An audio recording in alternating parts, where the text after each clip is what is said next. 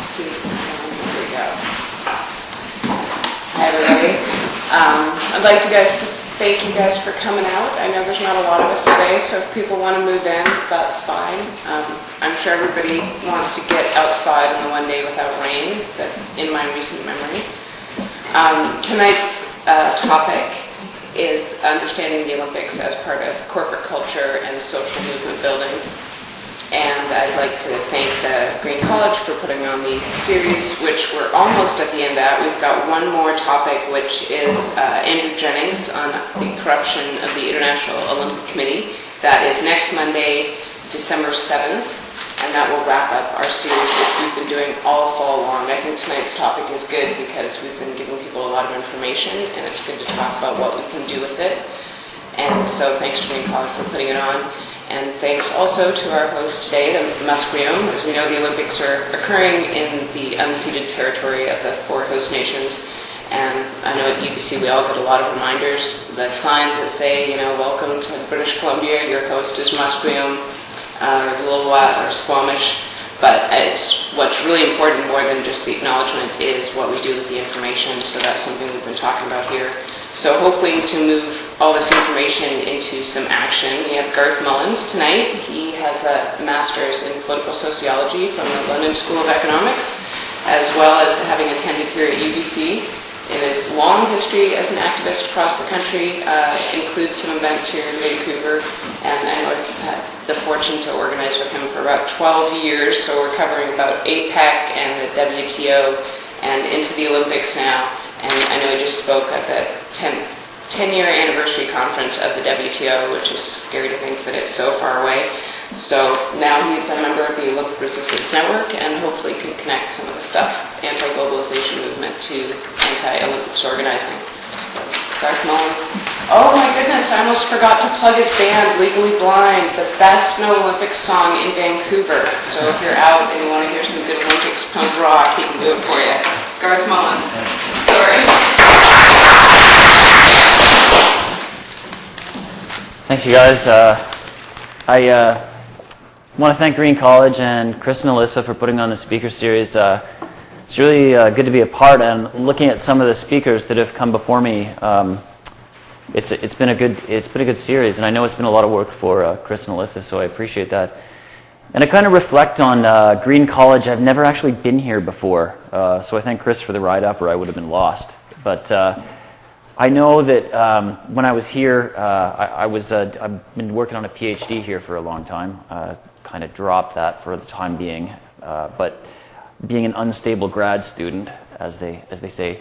But when I was here in 1997 for the APEC summit, Green College was behind a security fence.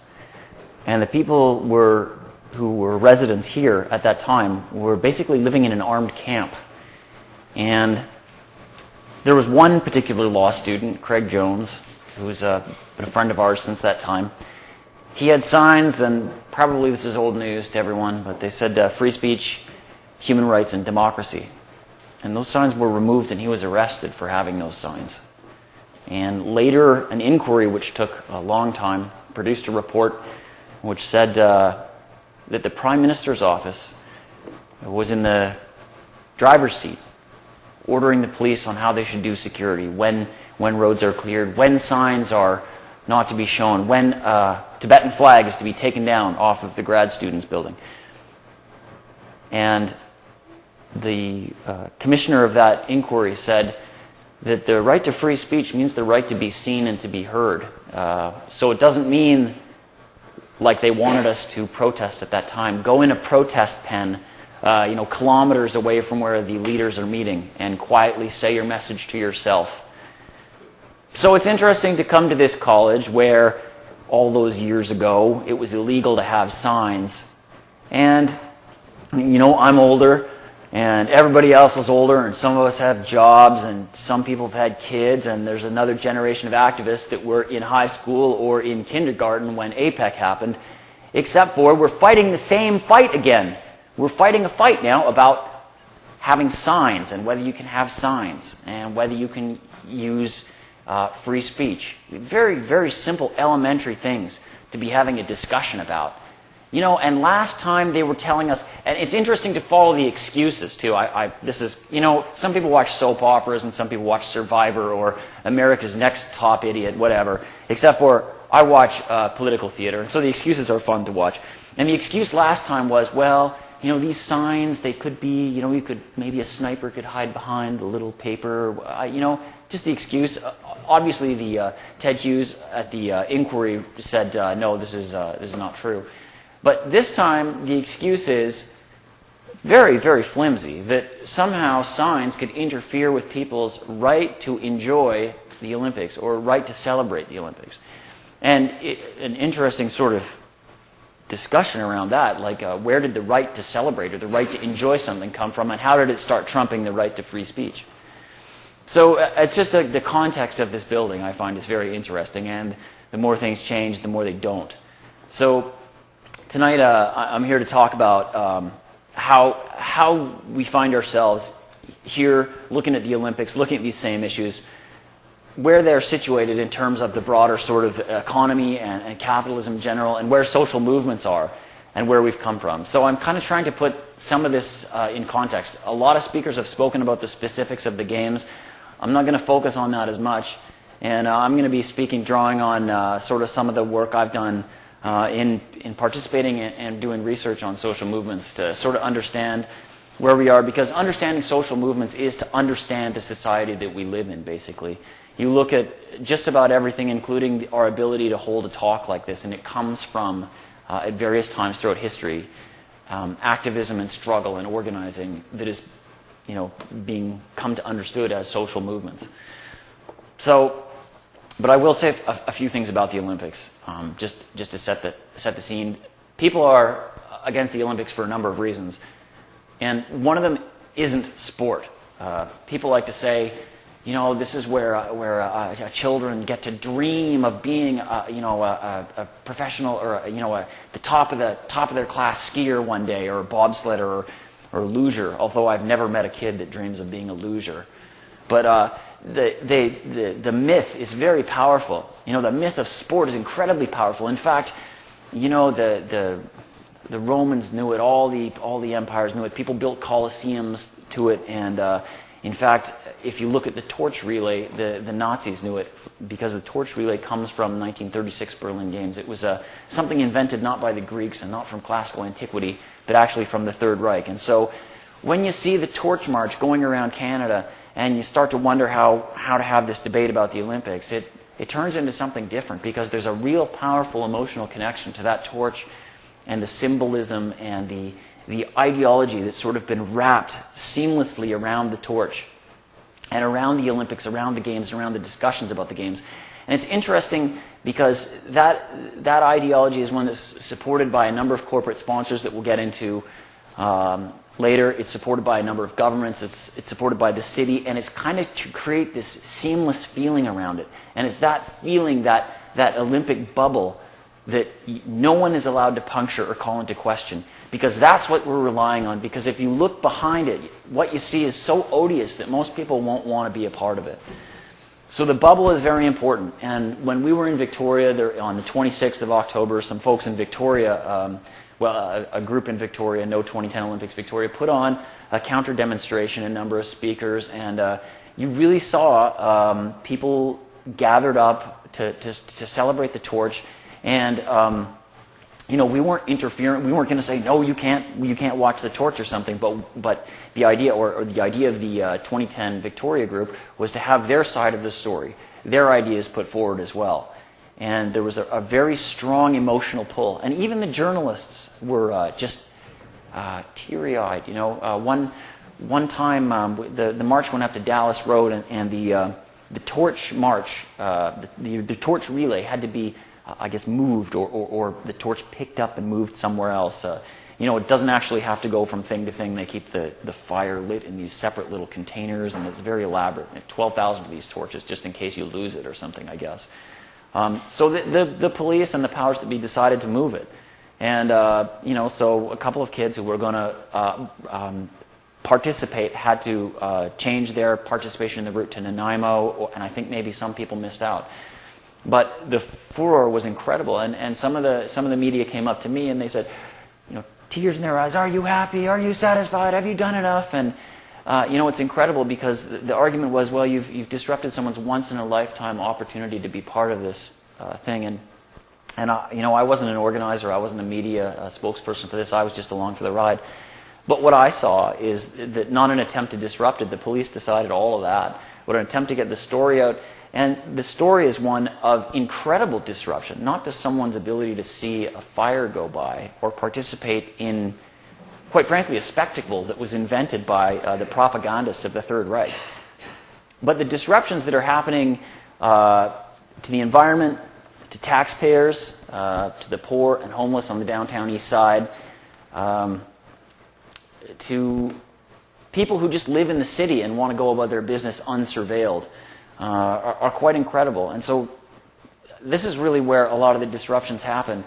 But it's difficult to have this discussion with the Olympic bubble. And it's the Olympic bubble that a lot of these bylaws are there to support. Vancouver really wants to protect this image of the clean West Coast city. And if you notice, at the beginning of the talk, Alyssa acknowledged we were on Musqueam territory. And one of the things that is important to preserve is the idea of Aboriginalness in Canada. And I'm not part of any of the 4 host nations. I'm not Aboriginal, but I think there's two competing ideas of the history and the present situation of First Nations that are in contention at the Olympics. And the Olympic bubble excludes the idea that some of the Aboriginal activists and Indigenous solidarity supporters that I know are working on. And the Olympic bubble idea is First Nations are in the front row, at the table with us. You see the dancing and the sort of imagery on all the Olympic stuff. It's all part of the story. So they're all sort of co-investors, co-sponsors right up here. And the story that they don't want to hear is that the entire province of British Columbia was seized and occupied without the benefit of even obeying the laws of the occupier. So the Royal Proclamation of 1763, which says that lands occupied by Aboriginal people before settlers arrive and everything, those cannot be just taken up. They have to be sought out, obtained through a treaty or through the act of military conflict where there's a settlement afterwards. And neither of those things happen in British Columbia. And after a lot of, again, Aboriginal organizing struggle and social movements in the 1980s and beyond, you had the arrival of the BC Treaty process, which is still in its infancy, really. But so most of the land base is illegally occupied, really, by the laws of the Crown and by a lot of people's omission. And so that's part of the story that you don't want to hear, or that the Olympic bubble doesn't want us to hear, doesn't want us to talk about.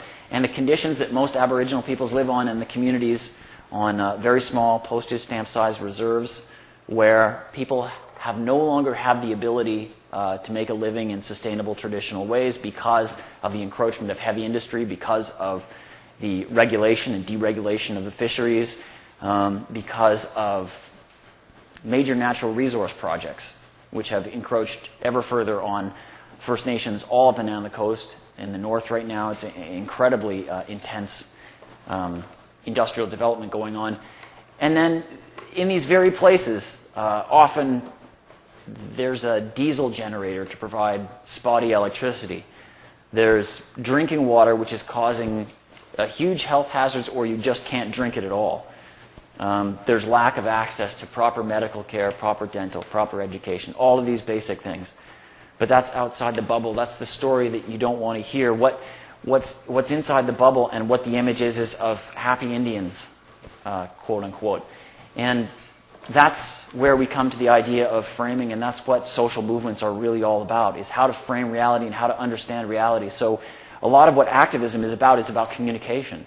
And when the Olympics try and frame up, say, Aboriginalness in one way, people are wanting to frame it up in another way, or there's a struggle to do it, and there's a struggle over which way you do it. And a lot of the contention happens in the mainstream, and a lot of the way you access that, or people do access that, is the mainstream media. But the bubble's there because a lot of the mainstream media are currently, have been, or wish to be in the future, Olympic Games sponsors. And one of the things that the IOC makes very, International Olympic Committee makes very clear is that they're very protective over that bubble, over that idea of what the Olympics is, and wrapping that bubble around the city. And so it makes it very difficult. So when you see people in the Olympic Resistance Network and elsewhere start to challenge the laws that are being put forward by City Hall and things that come elsewhere, those stem back to the bid. When the bid was signed, you enter into a contract with the Olympics that if you're the host city, you got to provide an environment which is free of advertising from corporations other than the sponsoring official Olympic sponsors, free of demonstration and propaganda. And that means in the Olympic venues and anywhere a television camera or a spectator could see. So if you think there are 65, 70 Olympic venues just in the Vancouver area, and there's a lot of sightlines from those, especially crowded into the downtown, that means that we've basically had, for the time of the Olympics, a seizure of public property and public space. And not just physical space, but into the very political debate, a privatization of the public space. But at the same time as this is going on, it's a taxpayer-funded initiative. So we have the public who are taking all the financial risk, and if there's profit to be made, they will be privatized. So people are excluded from this debate by these ways, and activists have to enter in, such as the Olympic Resistance Network and others, and activists out here at UBC are starting to get organized as well, with the knowledge that the torch relay is going to come out here, and that in universities and as in all educational places, the Olympics also is building the bubble. The elementary schools and high schools, there's a lot of Olympic education programming going on, sort of boosterism in the schools, quite a bit of money being spent on it, even though at the same time we're seeing slashes to education funding or secondary school funding for sports, after-school sports and things like that. So people are learning about the Olympics at the same time as they can't go out and play soccer after school. So the protection of this is a very powerful thing.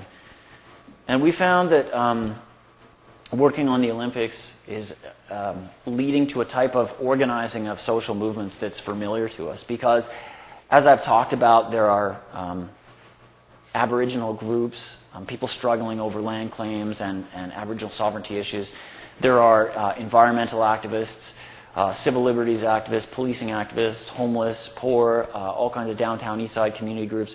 They are seeing the impacts of the Olympics and are starting to organize. And bringing those groups together was something, bringing the different struggles together was something that that was a key point of the anti-globalization movement and a key point of what happened here during APEC at UBC, 12, 13 years ago.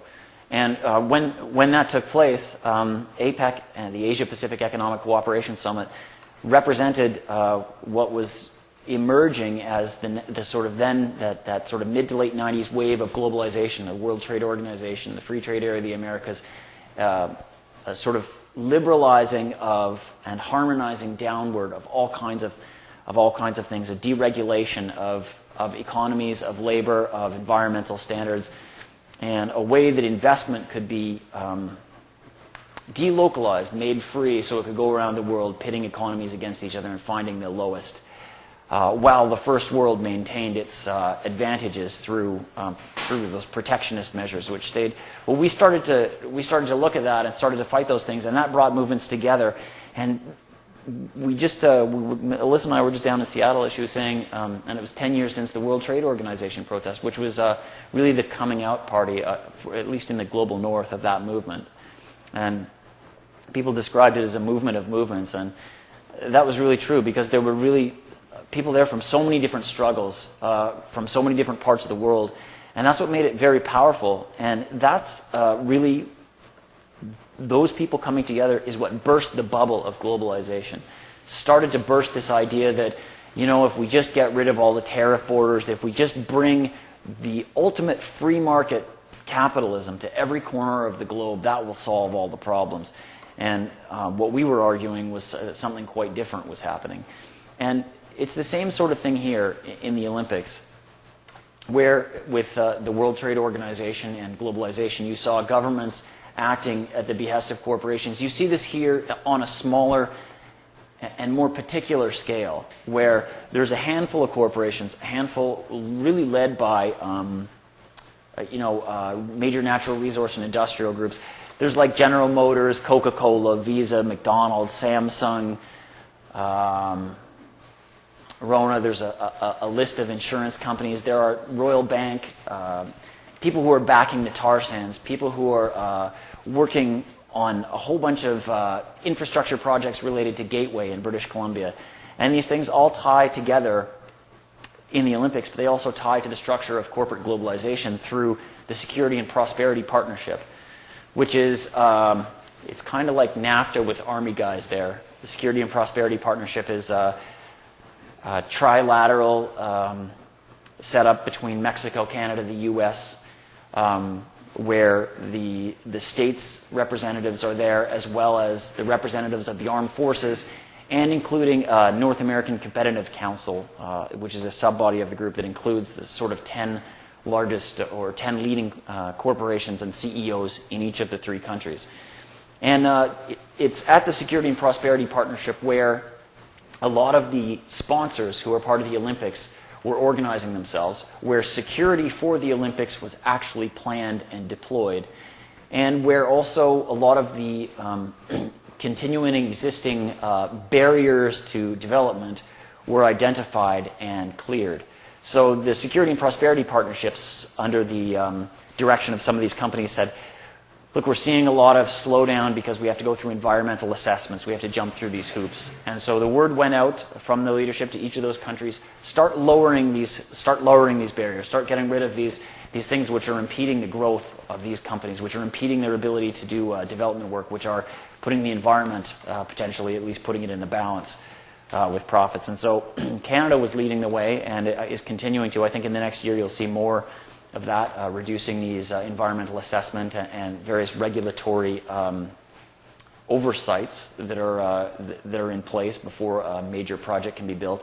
And at the same time, you saw an acceleration of projects like the Enbridge pipeline, which is going to take tar sands, bitumen through a large pipeline from the Edmonton area to Kitimat, loaded onto tankers and send it to markets in Asia. That being accelerated right now, and those backing companies being part of the SPP, the Olympics, and corporate globalization generally, these strands all come together, and it's difficult, on one hand, for social movement organizers to find a focus in all of this. Because just in my talk, I've gone through a whole bunch of different issues and just talked on the beginning of them. So how do you communicate that in an easy way to, say, the media or at a workshop or in the street? But on the other hand, these different issues and these different struggles bring together all the different communities and constituencies that are impacted by them. So environmental movements, Aboriginal First Nations who are in the path of the pipeline, say, for example. Some of those folks are making the connections to these different places and then are linking up with environmental groups from the north and from in Vancouver. People in Vancouver are making links with other people in the Pacific Northwest.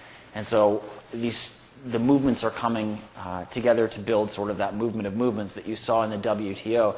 And so it comes to my mind, looking back 10 years ago in Seattle, we went down there and there were all these groups together, and labor was down there. There was a lot of different organizations. And when we went, for me it was just a beautiful moment of possibility, because there was a tremendous organization. Lots of people from this school went down, and 10,000 people organized themselves together in one action where they used the tradition of nonviolent civil disobedience to actually shut down the opening ceremonies of the WTO.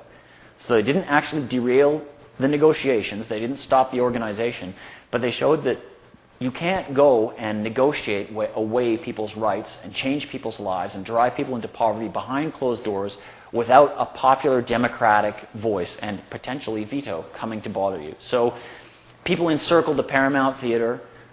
We linked arms. Intersections were assigned through an incredibly democratic process called a spokes council. You had people from Vancouver in a group sending one delegate, finding out which intersection we should be responsible for, and sitting down cross-legged. And the police fired tear gas in there. The National Lawyers Guild found out for us subsequently that this was some kind of experimental gas, which was causing all kinds of crazy side effects, which I can't go into because it's near dinner time, but suffice it to say it wasn't pleasant for a lot of people.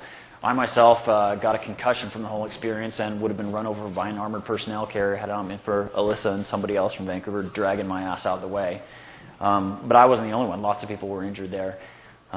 But it was incredibly successful, and it was in that moment a real opportunity for what could happen. But well, we would like to see the same possibility here. You'd like to see people taking the fore and insisting that social justice, insisting that these issues are part of the agenda and part of the discussion, and popping the bubble.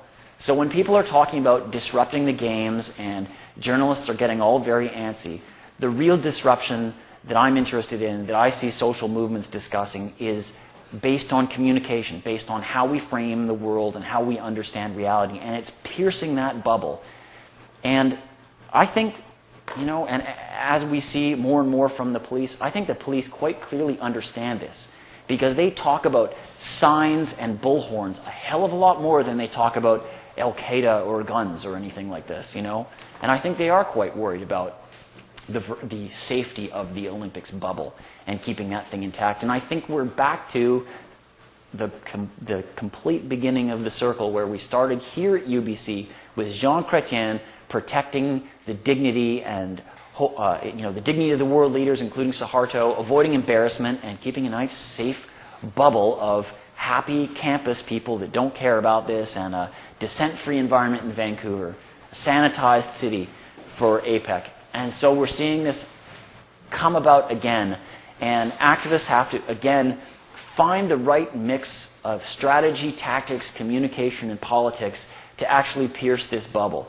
Because I hear a lot, as people are finding out about these laws that are trying to take away people's right to have a sign. And if you have one in your window, by the way, City Hall has been debating giving itself and its police the power to come into your house on very little notice and remove it, and fine you $10,000 for the privilege per day. And you have city councilors like Jeff Meggs laughing at people like myself for suggesting that this would be a problem with civil liberties, for suggesting that maybe what they're doing runs into the Charter of Rights and Freedoms. But now, you know, people like Chris Shaw and Alyssa, myself, others, we're not the only people saying this. Lots of people are saying it. Journalists are starting to say it. People in Vancouver are starting to say it. And people in the Olympics resistance movement have started raising the costs for the politicians and the Olympics boosters such that they're having to take a step back on some of these things. And they're starting to reconsider them. And the chief of police a couple of weeks ago called a press conference and said, no, I'm not the sign police, you know. And that's basically his way of saying uncle. And so this is, for me, a sort of a message, a signpost for social movements on organizing, that you have to find the tactics that address the situation properly. And this debate is just starting to happen here in the movement in Vancouver. And I'll tell you why it's difficult. It's because social movements and the whole struggle against capitalism, for social justice, for democracy, has had an incredible setback between the two periods we're talking about. From the time of the APEC protests and the WTO, when I stood out on the grass by that Canadian flag out there, or is it out there? Shit, I don't know. I was right the first time, that's not bad. So, you know, up there, I was one of the people who was assigned to, you know, like help organize and make sure everyone knew where they were going. And so one of the civil disobedience actions was people didn't like having the campus fenced in. People didn't like having Green College fenced in. Didn't like the military occupation. So you were going to say, I'm going to the Museum of Anthropology and present yourself for arrest at this fence. So there was no violence. There was no nothing. And the police attacked people with pepper spray right there. But when I was saying, as part of my duties as one of the facilitators, I guess, or whatever, say, okay, if you're going to go past here, you're going to risk arrest.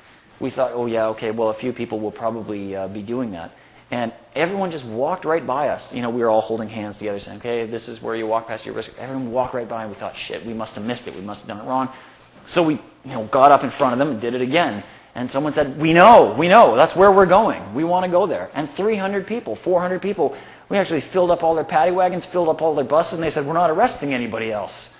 They figured out what it took, the Seattle police, another 2 or 3 years to figure out, the active civil disobedience of saying, I think what you're doing is so wrong, I'm willing to get arrested for it, and then helping us by arresting us doesn't always work for them. So in Seattle, when they set aside military bases and filled up buses and everything like that, they decided that wasn't something they want to keep doing. So we got to change tactics. But since then, we saw 9/11 happen. And the anti-globalization movement was just building itself, was just coming together. It didn't have a way to respond to 9/11 as an entire movement, because 9/11 changed the political terrain before and after. Because the way that the global system of states and corporations develops and moves forward was markedly different after that day than before. Before, we were actually having some of the nation states on the offensive about corporate globalization. People were starting to talk about, this is really democratic, this is really important, trying to apologize for what they were doing, trying to justify and trying to speak to it. So groups like the International Monetary Fund and the World Bank started to have their legitimacy sucked away by the global social justice movement, anti-globalization movement. And as that was happening, world leaders were scrambling to come up with it. Now, we didn't derail global capitalism, but you see, we had the offensive. We had the momentum. And when 9/11 happened, the movement wasn't able to respond and to tack and to turn, because after 9/11, the way that the system of states and leading transnational corporations advanced their agenda was very different. They advanced it along the war on terror. They advanced it along different fronts. And they took an incredibly strong offensive at it, such that things that we would do, like civil disobedience, like a protest, like a wildcat strike, that are part of the democratic arsenal, were now classified as terrorism. And if you look at Canada's definition of terrorism, I won't go into it, it's incredibly broad, but it includes such actions. So movements suffered a great deal of setback. People continued, but struggles were smaller. Because movements fragmented, some people thought we should just go on and continue with confronting globalization, which is very important. We should just go on. We should move into a total anti-war movement and focus on Iraq or focus on Afghanistan. And those things were very important. We should watch out for immigration policy and immigration changes. Those things were very important. And the things like the Patriot Act and the anti-terrorism legislation that happened here at home, and the impacts on civil liberties, security certificates. These things were all very important, but they had a fragmenting effect on the movement. And then finally, people were delinking and relocalizing. And so there was, during the high time of anti-globalization struggle, there was a tendency to focus on summits and go, from DC to Prague to Toronto to Montreal or Quebec City to, wherever there was a summit. And that sometimes had activists parachuting themselves in and not connecting with local organizing as thoroughly as sometimes should be possible. And the response to that was an increased focus on organizing here. So there were some incredibly successful struggles in Vancouver, especially in the downtown east side, like, for example, the safe injection site. And there are politicians that try and take credit for that, but really there are people like Jill Chetier, an activist from UBC, who worked with others to have a guerrilla safe injection site, an illegal but very public and very proud place for people to go and safely inject drugs in the downtown east side unless to force the politicians and the people in the city to come up with a real one. And I mean, that's how a lot of changes are often made. And there were a lot of struggles like that, but the global scale and the incredible solidarity and the diversity of that movement was lost, and we're still in a position of recovering that kind of momentum. But if you look at the long sweep of social movements, they go up and they go down. And social movements can have great impact on the way that we're ruled and the way that capitalism functions and unfolds, but not on the fact that we are ruled and on the fact of capitalism. That's an extra step, and that's probably something that's a little outside of the purview of my talk. But what I'm looking at is those things, the fact that we are ruled, the fact of capitalism are challenged from currents that come from social movements. Social movements open up the possibilities of a different world. Social movements open up the possibility for something other than organizing the entire planet around the accumulation of wealth and the profit principle. And they organize themselves around the kind of world they'd like to see, these currents within social movements. And so we can see sometimes in the better moments, in their incandescent times, like in the middle of the streets of Seattle, or right up by that flagpole here during APEC, we can catch little glimpses of the kind of world that's actually possible. And so what I think the challenge is put before us by the Olympics and by the very negative impacts that the Olympics engender is how can we create all of the preconditions that allow for those kind of incandescent moments to appear here on the streets of Vancouver again, and to charge people around the Pacific Northwest and around Canada, because the machine is going to keep walking past February and March of 2010. In fact, its next big strides are the G8 meeting in Muskoka, Ontario, and the SPP, if it lasts and continues to live and breathe, is set to have a summit in Canada. So, and I've tried to draw the connections between those things here tonight to show that the Olympics is not an anomaly, but is actually a clear moment of capitalist accumulation and globalization, is a perfect example of that. And that's why the movements and the organizations that were so successful in Seattle can be successful here too. You can't use the exact same tactics. The playbook is well known to police and especially to all the people who are spending the $1 billion in security budget here in Vancouver. So, they've got armored personnel carriers and the LRAD sound cannon and probably all kinds of things that I'm not even aware of to throw at us. But what's impossible to defeat is the diversity and numbers and political will and those incandescent moments. Because when you put those incandescent moments that we saw in Seattle and that I think are possible in the streets of Vancouver again, next to the bubble that they try and build for the Olympics, that seamless bubble that's brought there by corporate sponsors, including the biggest corporation of all, the IOC, by the way. Such a big corporation that thinks it's a country trying to get UN status for itself.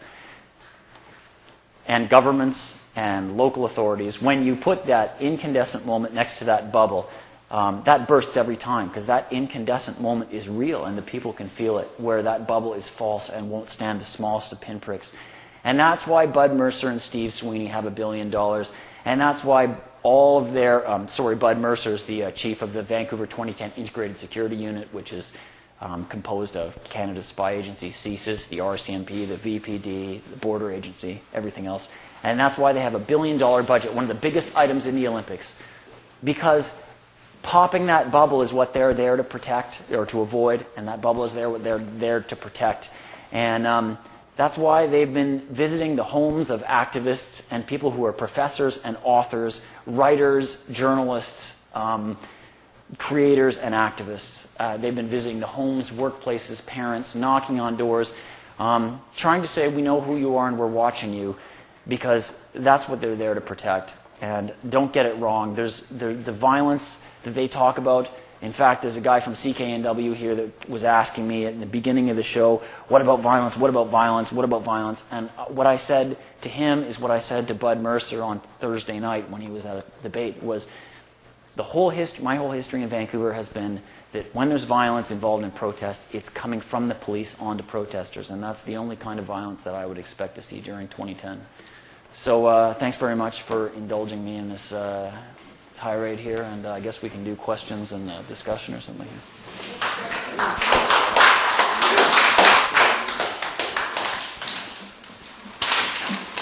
Yeah, I like that. You stay up here. Oh, do I? Questions, yeah. You did a much better job of the kind of points I think that we made when we were talking at the WTO in Seattle, which when you think about it in a global terms of corporatization of society, WTO being this easy target because it's big and it's permanent and it's everywhere all the time, and the Olympics more of kind of like the touring circus of global capitalism, which is a lot harder thing to target So I think that's good to talk about. Why don't you come up here, and we've got a question in the back there. Yeah, when I first came here to the first speech in these series of talks, the room was overflowing. And I was here a couple of weeks ago, and I'm here now. It has nothing to do with the speaker. It's just that I find it's less and less people as we get closer and closer to the Olympics. And the reason why I say this is a week ago, I went to SFU Harbourfront for a speech, a big speech. A lot of people were there. But something else happened, and that was a lot of the people that were up there talking were using apologist language, defeatist language concerning the Olympics, except for the native speaker and the person from the downtown east side. They were more or less saying that they've given up, and I noticed a couple of weeks ago there was an article in the province that was sort of a mirror of this. I think it concerned Chris Shaw. And a lot of people reading that saw that more or less the battle is now symbolic, you know? There's a lot of defeatist language, and let's move on to the next thing, the G8, the whatever, you know, that, oh, you know, poverty is going to continue, homelessness is going to continue, we have this struggle. It seems to me that the battle should be stepped up now, not stepped down. And one of the things somebody can say, you know, they're going to create bubble zones, you know, for protests. And one of the things we could do is go to the downtown east side, for example. Place is going to be hard hit by these Olympics. It is hard hit by it.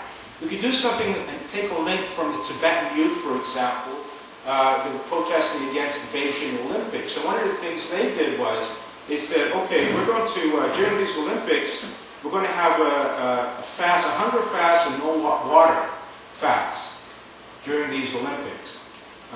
And of course they make sure that, you know, nobody died actually, you know, because you can't last a long time in water. But it's very important because it puts real life at stake, but it also does something which is their greatest fear, is that they don't want that attention in an area like that, you know, where the world press is. And also you'd be doing something is that I'm sure that that won't be one of the protest zones that they designate. And the people from the deeds would join it. You know, and I'm sure Native activists would join it. But it was something that would definitely say something, and it would take that spotlight away from them, and it would show the real things happening that's really affecting people. And I think it should be stepped up now. And I don't mean just to torch relay, this old hat that's always done. But real life is on the stake, homelessness is on the stake. I think we should step it up. And I'm afraid, because even somebody from the Globe and Mail wrote the same thing I'm saying from that speech at SFU. He said, I'm so glad that these activists aren't going off like this and we're starting to see the Olympics on such a bad thing, because it's giving the wrong message to people, you know, in these struggles. Well, I hope you didn't read my talk as that. No. You know, I think there are probably a few less people here tonight because I'm not a very popular guy. No. But I think that there is some analysis there. If you look at events, you know, protests that are around particular moments in time, as opposed to an ongoing struggle, there's a lot of preparation, and then there's the thing. So APEC, for example, if you look at what this campus looked like a few months before APEC, well, it was desolate. You wouldn't have had this kind of a turnout. So I think that this has been a series of speakers. I was at this debate I was telling you about on Thursday, where we had the chief of VISU, the Vancouver Integrated Security Unit, his sidekick, second in command, whatever, staff sergeant guy, Steve Sweeney. We had the guy who protects the brands from VANOC. We had Jeff Meggs from the City Council, and we had David Eby from the Civil Liberties Association, Laura Track from Pivot, and Alyssa from ORN. That's pretty good. I can remember all those, right? And the place was packed, and certainly you can imagine our opponents on the panel, they had to say their regular thing, but the applause and the sometimes heckling and the questions from the audience and the support of the people on the stage who were speaking out for the issues we care about was pretty tremendous, and it was packed. And there are these kind of events that inform people like this one happening several times a week around the city, and there's a lot of people at them. So, you know, I think I agree with you. It's definitely time to step things up, and there are a lot of different organizations doing a lot of things, and really the challenge that I see ahead is making sure these organizations and small factions and groups manage to coordinate themselves and engage their effort collectively so that it's not an easy game of divide and rule. And the fact that there are a lot of organizations working on a lot of things is something that's not specific to Vancouver. This is happening everywhere. So, yeah, I think that we can continue to step it up. Actually, I'll just throw in a point about your point about a hunger strike, for example, in the downtown east side. It's interesting you mentioned that there's some people that you might want to talk to actually that have been doing since the 1-year countdown, what they call the 2010 Homelessness Hunger Strike Relay. And I know myself and Chris both participated in that, which is a week-long liquid fast, which is as fun as it sounds, but a great way to show solidarity and support for the issues of housing and homelessness and hunger in Vancouver and also around the world. I know the week that I took it over, they just reached 1 billion people living in hunger, and that's out of a 6 billion some population, which is pretty shocking. But every week a new person takes it on and uses that week to connect their issues with the larger issues of homelessness in BC leading up to the Olympics. I know it goes on to, I think, the 75th anniversary of the On to Ottawa trek, which is a few months after the Olympics. So they certainly have like a year and a half maybe to fill with hungry people. So if you're ever interested in taking a week on for that, you might want to talk to them and also talk to the people involved in that about doing something at the in the downtown east side during that time, because a lot of those activists are from the downtown east side. But not just like an individual, a couple of people will expand it more mass. But that's what I'm saying, those would be good people to talk to. So I'll talk to you afterwards and see if you'd be interested in connecting with them. You got a question there? I have 3 questions. Number 1, what do you hope to achieve by the maintaining and increasing the objection? The second question is, in the past, when this has happened, what have the positive aspects been? And the third part is, if you had been invited at the onset, how would you see this different? Okay. Can I answer them in reverse order? Whatever you like. Invited at the onset, do you mean invited somehow to be part of... Yeah, when it was now like, we won the Olympics for here to that. Right. Well, I don't think this is so much about me, but I know that some people did work with, in good faith with VANOC on the inner-city inclusiveness piece. What's it? Agreement. And that was on, a commitment to social housing and a commitment that not one low-income house would be lost and this sort of thing. And that's been a failure. Even the people who are touting that, like the city councilor Jeff Meggs, have said yes, we're sorry, it's not happening. So there have been some people that entered on the ground floor and said, look, let's work on these issues. And they found that instead of being the first, really green or really socially just Olympics, they're seeing the same Olympics, which are, characterized by George Monbiot as being a land grab everywhere they go and about displacement and profits. Jack Poole, who just recently died, who was the chair of the Bid Corporation and a big real estate tycoon, he said just at the time of the bid, if the Olympics didn't come here, we would have had to invent something because they needed something to, sort of bring all the development issues to the fore and help inject some public capital there. Your second question, or the second one, was about what have been the positive outcomes of previous struggles. Well, I think if you look at, say, if you think that women having the vote is positive, I would say right there is an example of a positive outcome of social movements. I'd say that kind of struggle is no different than what we're doing now. These are the same kind of issues, and that it's progressive in that each generation tries to build on what the last one's done. But if people say nothing when governments make laws that restrict your ability to hold signs and disagree, then essentially those rights are meaningless, and you allow to be lost what was so hard struggled for and so hard won by previous generations. Or you allow it to simply be an idea on paper and simply to be part of the bubble Like, oh, come to Canada. We're not China. We have beautiful civil liberties. We don't have protest zones. Okay, well, we have protest zones, but they're not like the ones in Beijing, you know? And it just becomes a part of the Disney bubble propaganda. And then the first was, what do I hope to achieve? I don't know if I can speak to that one so much. I think that differs amongst a lot of activists, and there's a diversity of hopes and a diversity of ideas of what to achieve. But like I said in my talk, I think that if people are passing laws that are objectionable from a civil liberties perspective, that should be made public.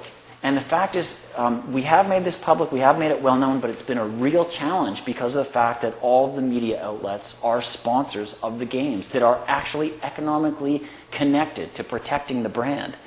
So when you finally push them to report on these things, or when you finally get the story out without just being a backslap into the face of, paranoid Olympics activists think that there's some problem here. They just want to spoil a party. Well, you finally get there. You've done it through this whole difficult process of getting past basically what are become booster newspapers and booster organizations, with some exceptions in the city, I got to say.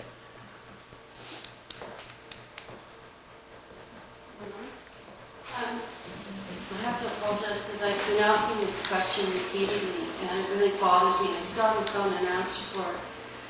And you said the governments were acting at the behest of corporations. And we continue to be sold out by left-wing governments. For instance, you were referring to the Impact on Community Coalition, who said bargain in good faith. And, the reason they did that is they were trying to balance out that betrayal. The unions in BC voted to support the Olympics, and that contract with the Olympics would not have been signed without NDP support and the home team, the NDP home team here on the civic level. How do you see the activist movement overcoming this political betrayal by the left wing constantly, and how do you see the activist movement coming to a realization of where we're at in the political spectrum and dealing with that and getting on to some sort of real,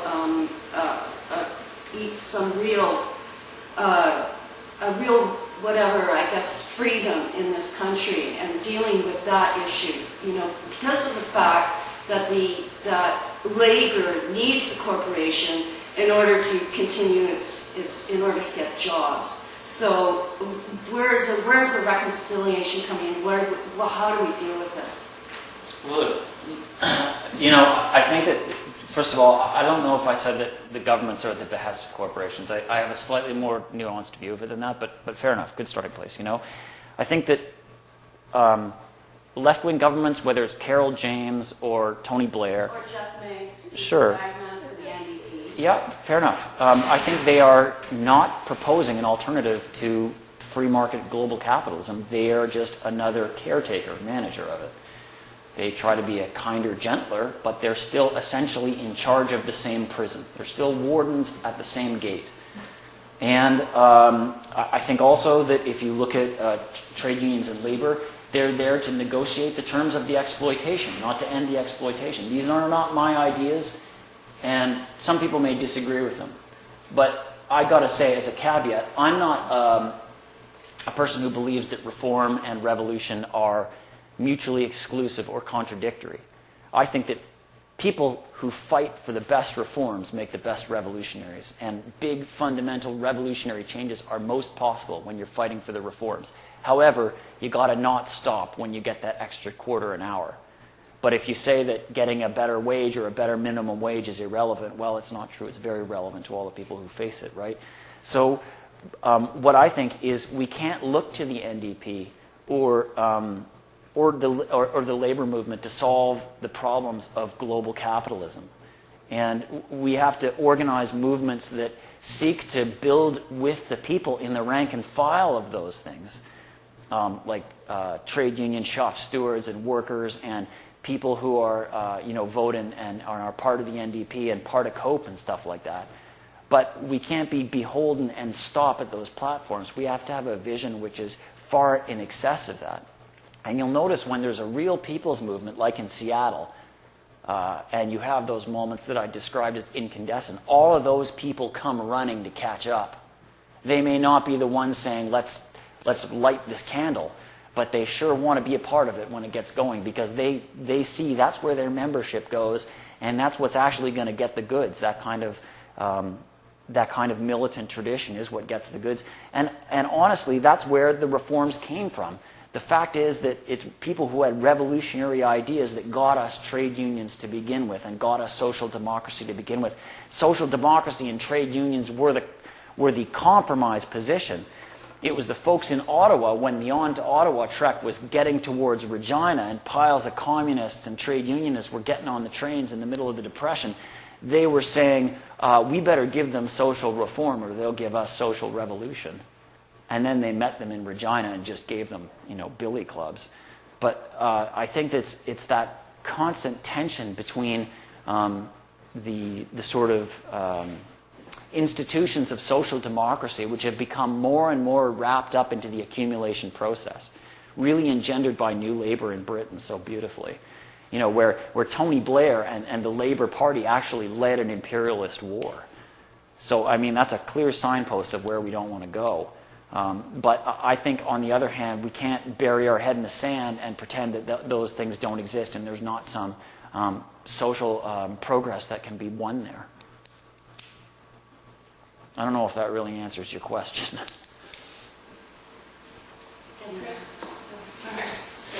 I was going to ask you two questions. One was you first heard about the Indigenous last Thursday. Coming on Wednesday. Comment on that in context to the anti-militarism. And the second one is, do you see the anti-military movement here in Vancouver and elsewhere as one of those incandescent moments, and how would you see it playing out if it would be such?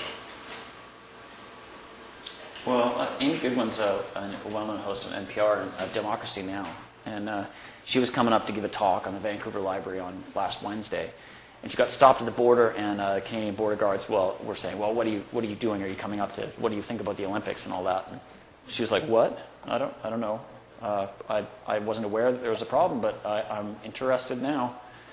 And I guess she is. And I think that's the border police are part of VISU, and they're taking the protection of the bubble pretty seriously. So anybody, I guess, who they suspect might be slightly progressive might be in their sights.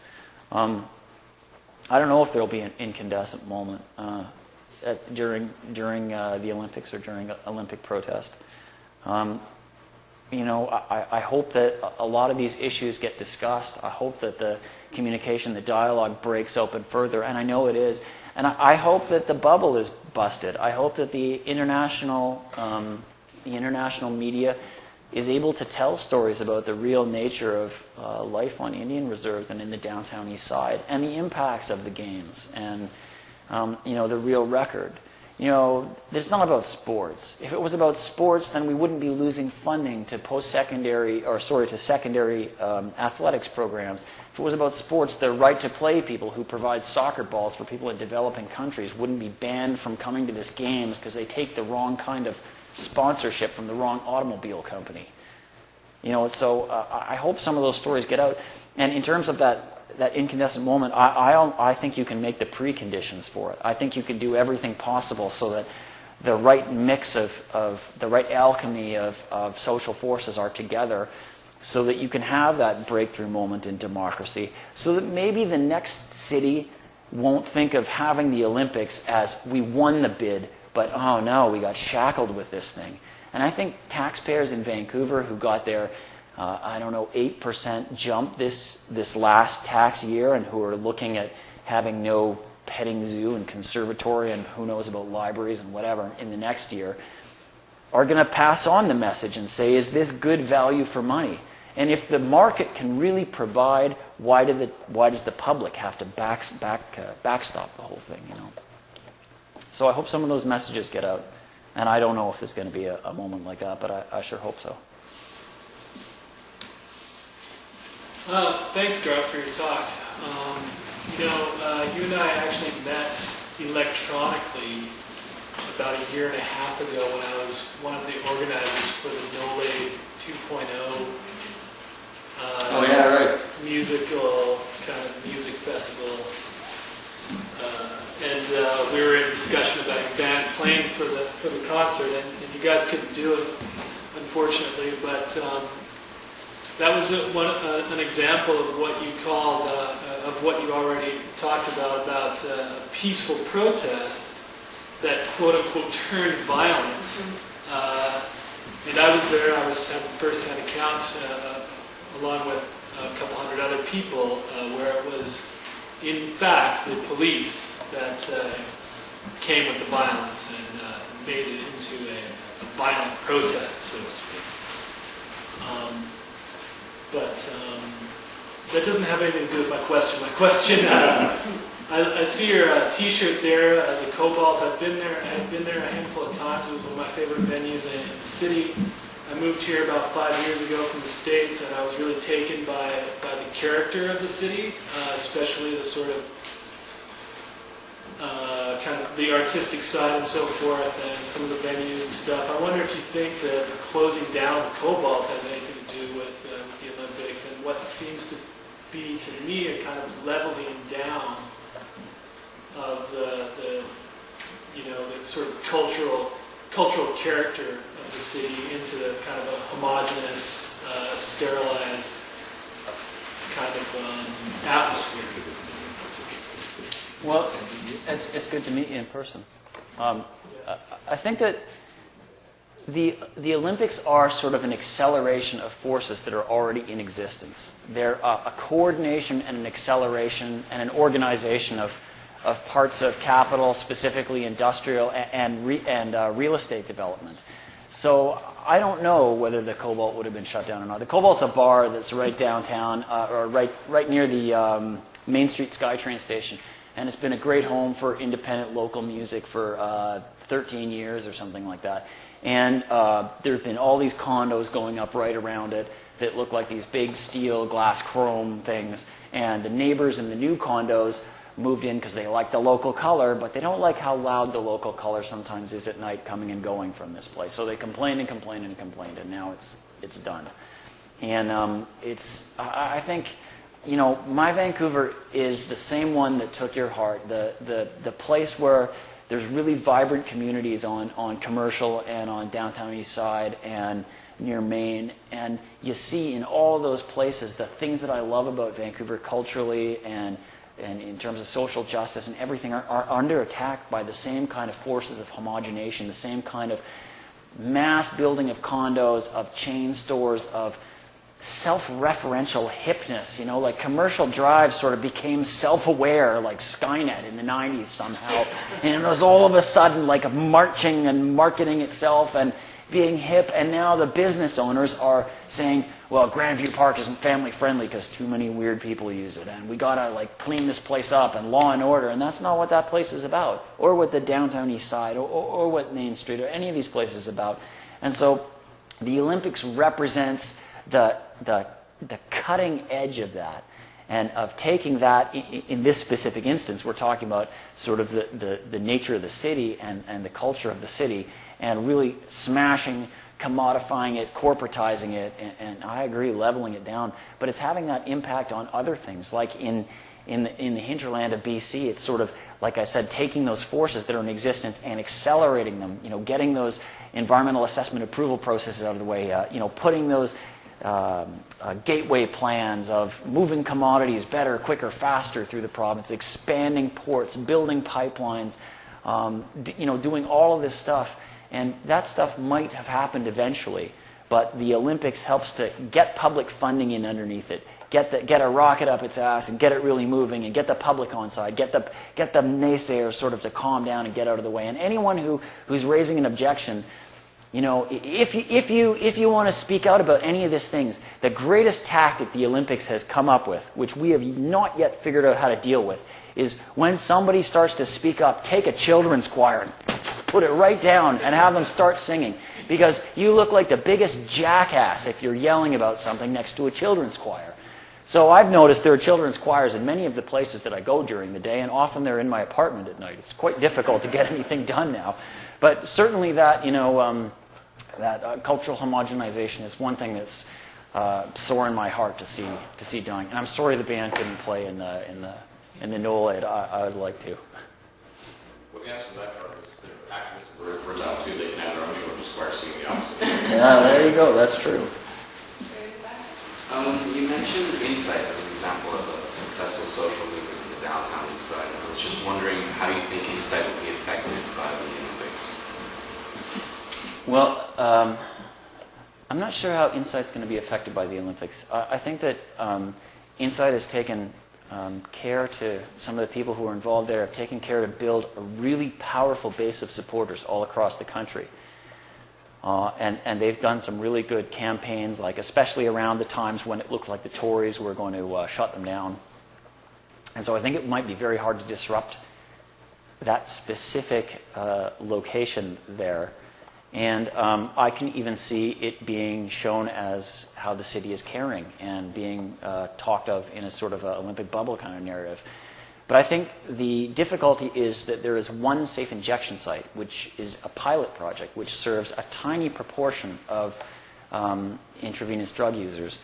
And the community of intravenous drug users is going to hit very, very hard by the Olympics. Because when you're shooting up outside, you're really cognizant that you're doing something wrong and you're in the public eye. And so you know you have no rights. You're not going to be able to stand up for yourself very effectively. You feel already cornered. And I think the social cleansing that you see in every city where the Olympics happens, and this is just everywhere, is certainly going to be felt hard by those people. And I know already is. I have a friend who's a subsistence, a drug dealer, a drug user at the very sort of bottom of the ladder there. And he says he can't go outside anymore. He's lived in that neighborhood for 15 or 20 years. He can barely stand outside without being harassed by the police within a 10-minute period of time. And so he's forced into his small, dank, cockroach-crawling room at the Washington. But I think it's going to be a really difficult war. And it's just good. The Vancouver that I like is the Vancouver that created Vandu. The Vancouver area network of drug users, the Vancouver that turned so much sadness from all of the missing women into a powerful fight for things like Insight and for things like Vandu and for an approach of harm reduction to drugs.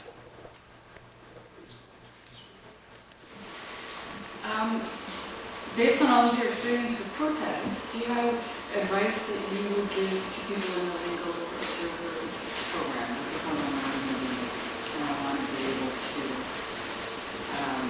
do it well and compassionately. Is there anything you want to pass on? Well, I guess I don't claim to be a legal expert by any means, other than having my interactions with the criminal justice system. But I think that the people in the Legal Observer Program are going to have different ideas about what is a good, successful protest, what is a good tactic. And we got to remember that the legal observers are there to watch the police, not the protesters. And that you don't want to get used by the police as a witness against protesters. So if you see people doing actions which maybe you're not so comfortable with or whatever, just remember that lawyers defend murderers and all kinds of nasty people who do things that they're not comfortable with. And I'm not equating someone, by the way, holding up a sign in a no-sign zone with a murderer or something like that. But I'm just saying that, that this is kind of one of the I guess, a tension that's been felt between legal observers and protesters in other situations, in other cities, in other times. And it's not a problematic, not a terrible tearing tension, because my experience working with BC Civil Liberties and Pivot and people like Cameron Ward over the years has been terrific. Like I've really have no end of good things to say, for the most part, about the lawyers who do civil liberties and civil rights work in the city. Our friend Cameron, who has represented Alyssa and I and lots of people in this city, is a guy who, for his efforts, was arrested and strip searched because he might have been packing a pie to hit the Prime Minister with in his pants some years ago. So there's not always lots of rewards for that. But, I think that just understanding that necessary tension and the necessity of some kind of objectivity, I guess, or that self-imposed side of objectivity and how it works. I don't know if that's helpful. I just wanted to add, in response to your question about insight, that the Hastings corridor, I believe, is going to be one of the Olympics. Corridor, which is the street that Insight is on. So certainly during those days, access to Insight will be affected. I don't know how, but how badly it should be affected as well. I think we gotta, for that one, we start to look at the other things that are affecting that population, like the Olympics Kidnapping Act, Safe Shelter Act, Assistance to Shelter Act. That's it, right? And how will that be used? And this is the act that says, if it's deemed to be cold enough, that the police can actually pick up someone and force them to go into a shelter. Except for there aren't as many shelter spaces as there are people looking for shelter spaces in Vancouver. So it's kind of an ill-placed sort of an act, and might reveal a little bit about what's underneath there. That, along with the various ticketing that was done in the downtown east side, they said they stopped, but now they're sort of back on with the ticketing, and especially around enforcing these various Olympic venues, traffic corridors, areas. They intend to ticket quite seriously for anyone who's homeless and violating, and then they can use that as a means, ultimately, I suppose, to pick people up. They put conditions on people, no-go areas. So there's all these different legal instruments that are sort of hovering like a sword of Damocles above that population, and it's just what and how the sword will be dropped during the games.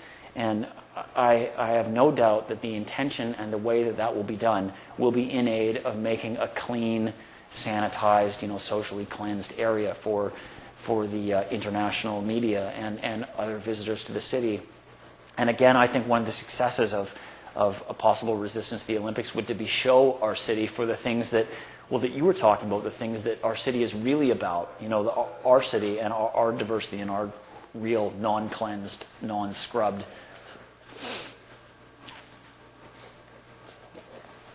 Anybody else tonight? Hey, thanks a lot, you guys, for the opportunity.